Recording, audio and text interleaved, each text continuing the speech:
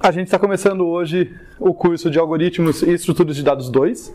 Como o nome sugere, ele é bem uma continuação de AED1, de Algoritmos e Estruturas de Dados 1, no sentido que a gente vai continuar vendo algoritmos para problemas interessantes, estruturas de dados não triviais, que também resolvem outros problemas ou dão suportes para algoritmos, para a gente produzir algoritmos mais eficientes. A diferença é basicamente que a gente vai encarar umas coisas mais complicadas. Tá? Tanto em matéria de problemas quanto nas estruturas que a gente vai ver. Então a gente vai construir em cima do que a gente viu lá em AED1. Só colocar aqui para ficar marcado. AED1 aqui, né? Então. Opa! Atalho! Estruturas. Dados 2, e aqui vamos fazer a apresentação. Uma coisa, provavelmente, se vocês tiverem boa memória, estamos torcendo para que não nesse caso, mas vai ser muito repeteco essa apresentação do curso de Algoritmos e Estruturas de Dados 1, porque, sendo temas muito relacionados, né, só a profundidade, os tópicos que são um pouco diferentes, a motivação é muito próxima. Tá? E eu gosto de gastar um pouquinho dessa primeira aula falando um pouco da motivação para vocês. Tá? Daqui a pouco eu vou querer usar o projetor para mostrar alguns sites, coisas assim, tá? Que estão lá na página da disciplina, mas eu já chego nela. Vamos só passar brevemente aqui pela motivação. Então, quando a gente fala de algoritmos, só para definir muito brevemente aqui, a gente está pensando numa receita clara, não ambígua, bem definida, que se eu seguir a risca, né, ou se qualquer máquina é capaz de seguir passos lógicos e aritméticos à risca, no fim eu tenho a solução para um problema. Então é isso. Quando a gente estuda algoritmos, no fundo, a gente está estudando receitas que resolvem problemas, o que significa que não dá para escapar de estudar problemas variados e técnicas para construir esses algoritmos. É basicamente isso que a gente faz. As estruturas de dados entram aí como talvez a ferramenta mais importante que algoritmos usam para resolver bem os seus problemas. E com sorte, na segunda parte dessa aula, quando eu falar do probleminha Choo-san, a gente vai ver essa relação, tá, entre um problema e o que uma estrutura de dados pode fazer para ajudar a resolvê-lo. Mas então a gente parte daí. Uma coisa os tópicos aqui que eu gosto de falar na parte da motivação do curso e tal. Uma coisa é que algoritmos, embora exista grande pesquisa neles para problemas específicos, avançados e tal, esses que a gente vai ver aqui são todas coisas clássicas. Tá? São coisas consagradas da computação. Então, o meu objetivo primário não é fazer vocês decorarem algoritmos, porque se fosse para isso eu falava, olha, tá aqui a página da Wikipedia, sigam os links, tem lá os algoritmos, nenhum deles é um mistério industrial, um segredo industrial guardado a 7 chaves, sabe? Tudo coisa clássica e tal. A ideia é a gente construir juntos eles, né? A gente desenvolver o raciocínio de dado um problema, tentar construir o algoritmo ou os algoritmos para resolvê-lo, compará-los e coisas assim. Tá? Tudo que eu falo para algoritmo aqui vale para estrutura de dados também, né? Quando eu toco como estrutura de dados, mesma coisa. Eu não quero só fazer vocês decorarem, é assim que ela funciona, mas a gente entender por que ela funciona assim, o que quebra se eu mudar tal coisa, esse tipo de raciocínio. Isso é o que eu digo que a nossa ênfase é no porquê. Tá? Se fosse só saber os algoritmos, saber as estruturas, o Wikipedia resolve. Não precisa nem de livro de computação, né? É uma coisa bem definida mesmo. Passando a motivação para a relevância do tópico, tá? Como eu falei, algoritmos são receitas para resolver problemas. E basicamente, todas as áreas, dentro e fora da computação, têm problemas que a gente pode modelar computacionalmente e resolvê-los. Então, qualquer área que a gente quiser, vão ter problemas computacionais. Qualquer coisa que eu quiser automatizar, que eu quiser que alguém tome... Alguém quer dizer, um algoritmo, um programa, tome uma decisão automaticamente, é um probleminha que eu vou ter que, de alguma forma, modelar para resolver. Tá? Aqui a gente não está vendo algoritmos de uma área específica, a gente está vendo algoritmos fundamentais que são úteis para inúmeras áreas. Sabe? Então, de bancos de dados, a redes, passando por biologia computacional, inteligência artificial, em todas essas áreas a gente tem problemas e algoritmos que se propõem a resolver esses problemas. A ideia é que o que a gente estuda aqui sirva para vocês compreenderem e analisarem e conseguirem melhorar, modificar algoritmos das mais diversas áreas. A outra coisa na motivação é a relevância deles para a inovação tecnológica. Tá? Não vou falar do zero nisso, mas vou puxar um pouco de AED1, que vocês já fizeram para estar aqui. Em AED1, vez ou outra, a gente tem uns algoritmos bem ineficientes. Tá? Um exemplo que eu gosto, esse é até lúdico, tá? De tão absurdo que ele é, mas foi um algoritmo recursivo para encontrar o mínimo de um vetor que faz 2 chamadas. Né? Ele devolve corretamente a solução, demora uma eternidade. Tá? Lá no caso, esse que eu estou citando é algo construído, né, meticulosamente para ser uma questão de análise, uma coisa assim, para vocês.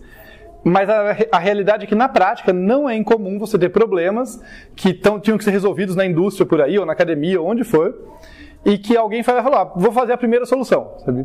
E beleza, fez, funcionou.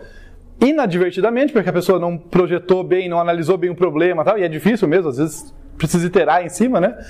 Você está fazendo um algoritmo que é muitas vezes mais lento do que um outro que poderia funcionar ali. Tá? E essa diferença entre um melhor algoritmo para um problema e um algoritmo que faz o que promete, mas não é particularmente eficiente, muitas vezes é a diferença entre o problema ser resolvido em tempo hábil ou não, a despeito do poder computacional dos computadores. Tá? Não é difícil, eu acho que vocês tiveram a oportunidade de ver isso em alguns laboratórios que vocês já entraram em contato, eu criar um problema difícil o suficiente, uma instância grande o bastante para que um algoritmo que está perfeito, correto para as instâncias pequenas, não termina no prazo. Ele estoura o tempo, né? Ele não é instantâneo. Tá? Então, tenho isso em mente, né? Projetar um bom algoritmo não é só um puzzle que matemáticos gostam porque, tipo, eu quero a melhor solução. Tá? De fato, uma coisa que tem relevância prática, porque se eu encontro uma solução melhor, eu consigo fazer resolver um problema no mundo real maior, tá? Em tempo hábil. E por fim, é uma área, como a gente está nesse tempo todo, eu acabei de usar o termo puzzle, né? A gente está o tempo todo resolvendo um puzzle, né? Eu tenho ali um problema, eu quero resolvê-lo, daí eu acho uma maneira, daí o outro pensa de um jeito diferente, a gente melhora, a gente faz diferente. Eles acabam sendo inerentemente interessantes ali e desafiadores, tá? Como tudo, é uma disciplina, vai ter parte chata e tal, mas o tema central é para ser instigante, é para ser uma coisa assim, olha, como que eu resolvo isso? Você pensa numa solução simples, fala, legal, tem uma solução simples. De repente a gente mostra, ou vocês pensam numa outra e fala, caramba, né, como dava para atacar o problema por ângulos tão distintos e ter resultados tão diferentes ali em qualidade da solução e tal. Então, para a parte motivacional, assim, do porquê que o tema é relevante, acho que seria isso. Deixa eu ver aqui o que eu grifei. Tá. Esse curso, ao contrário de um próximo na linha de vocês aí no curso que é Projeto e Análise de Algoritmo, não tem análise no nome e por isso ela não vai ser a ênfase, mas é sempre que a gente tem oportunidade a gente faz um pouco de análise de algoritmo. Por quê? Porque se eu chegar aqui e só mostrar para vocês, olha, problemas variados, né, ou estruturas de dados variadas, várias maneiras de implementá-las, a gente só foi até metade do caminho, porque a gente fala, ok, agora eu tenho várias soluções para um problema. Qual que você escolhe? Não sei, eu não tenho critério, não fiz análise.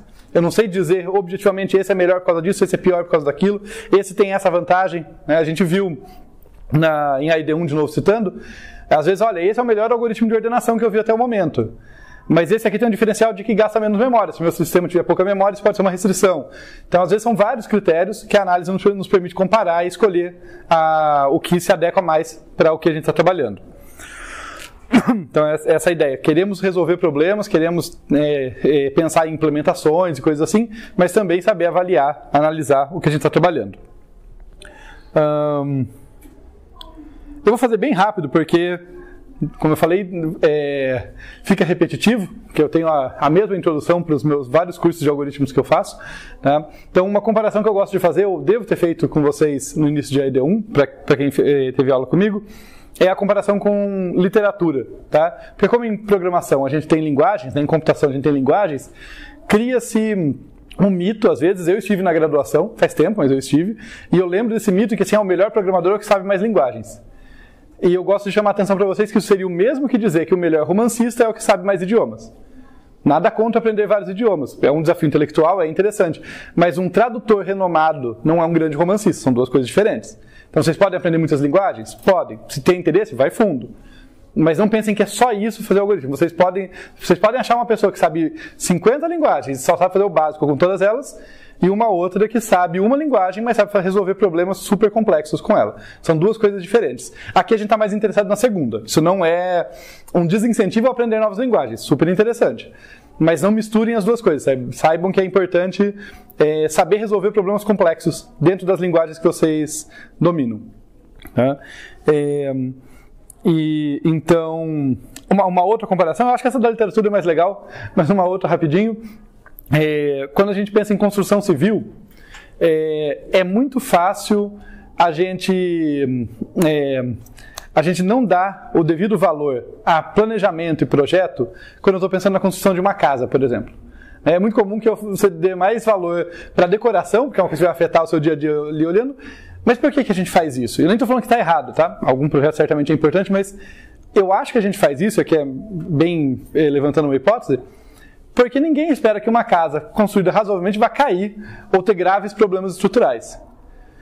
Agora, vocês não entrariam, eu não entraria, vou supor que vocês também não, num prédio que foi construído da mesma maneira, tipo, sem muita preocupação com o projeto, cálculo, verificar se o material vai resistir e coisas do tipo. Mesma coisa para uma ponte, para projetos maiores. Tá? Quando a gente cresce a escala, a necessidade de planejamento cresce. É bem isso com os algoritmos também, com menos mortes em geral, mas é bem essa ideia, porque assim, se eu vou falar assim, olha, o algoritmo de ordenação que a gente viu da outra vez, por que eu vou gastar tanto esforço, e a gente vai gastar bastante esforço, vendo inúmeros algoritmos de ordenação mais ou menos eficientes? Tá? Se eu estiver querendo ordenar 10 itens, 20 itens, vocês não precisam de uma aula de programação, sabe? Vai lá, faz a primeira coisa que parecer certa, e faz meia dúzia de teste, se parece certo, vai fundo. Se você quer ordenar 1 milhão de itens, se você não fizer eficiente, não roda.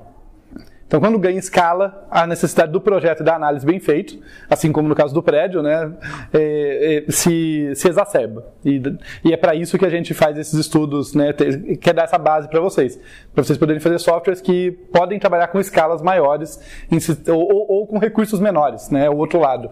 Às vezes não é que a escala é grande, mas é um sistema embarcado com uma memória mínima, um processamento restrito e eu preciso de eficiência. Não basta só uma solução, tem que ser uma solução boa.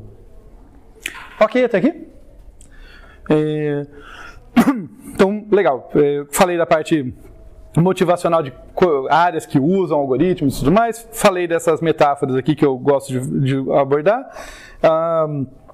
Habilidades que não vão ser surpreendentes, mas é bom lembrar. Para vocês que estão em computação, independente da área que vocês vão, programação costuma ser bem central em computação, seja ciência, seja engenharia. Quando a gente estuda algoritmos, inerentemente a gente se torna um programador melhor, né? Nessa questão da complexidade que eu falei. Eu não vou ficar brincando com 50 linguagens aqui não. Eu vou fazer pseudocódigo e C. Mas podia ser pseudocódigo e outra linguagem favorita de vocês. É só que eu costumo trabalhar em C para esse nível aqui, para esse baixo nível que a gente vai mexer com as estruturas de dados, trabalhar com ponteiro, essas coisas C me apetece mais. Mas é isso. É pseudocódigo e uma linguagem favorita, mas fazendo coisas que vão tornar vocês como programadores melhores. Também outra habilidade importante que vocês vão adquirir é a capacidade analítica, justamente porque a gente vai analisar algoritmos não triviais, então a capacidade de comparar coisas que para a maior parte das pessoas é só um monte de código, vocês vão conseguir olhar e ver a diferença entre eles. Tá? E o tal do pensar algoritmicamente, que é bonito, né? Você coloca no meio da página, assim, nós pensar algoritmicamente, mas é basicamente, quando você estuda bastante algoritmo, você começa a pensar por meio de processos. Você pode olhar para outros, tipo, você vai comer, e daí você olha, tem regras aqui. Tem uma fila, tem um lugar para pegar tal coisa, tem um lugar para isso. Se der algo errado, eu vou para tal lugar. Vários lugares, sabe? De um restaurante ao mercado de ações, passando por biologia evolutiva. Tem processos, tem regras que guiam como as coisas andam. Quando a gente pensa algoritmicamente, a gente começa a enxergar esses processos. Isso não é o foco do curso, é só um efeito colateral de estudar algoritmos. Mas é legal. Tá bom, então esse overview foi bem motivacional mesmo, tá, gente? Entrando um pouquinho mais em AED2, né, agora coisas que vão diferenciar, qual que vai ser aqui os grandes blocos do nosso curso, tá? A gente vai falar, começando por hoje mesmo, das tabelas de símbolos.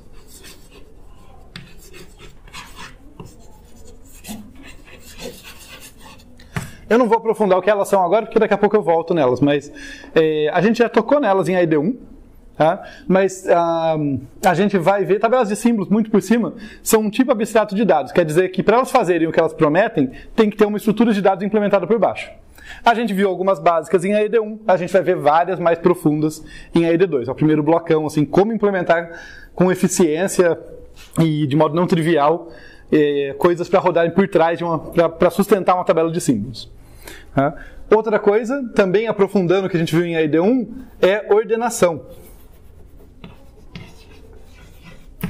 Em AED1 a gente viu algoritmos elementares, né? Insertion sort, bubble sort, selection sort, cada um com as suas características ali, eram diferentes entre si, mas os três tinham a característica de, no pior caso, levar tempo n quadrado.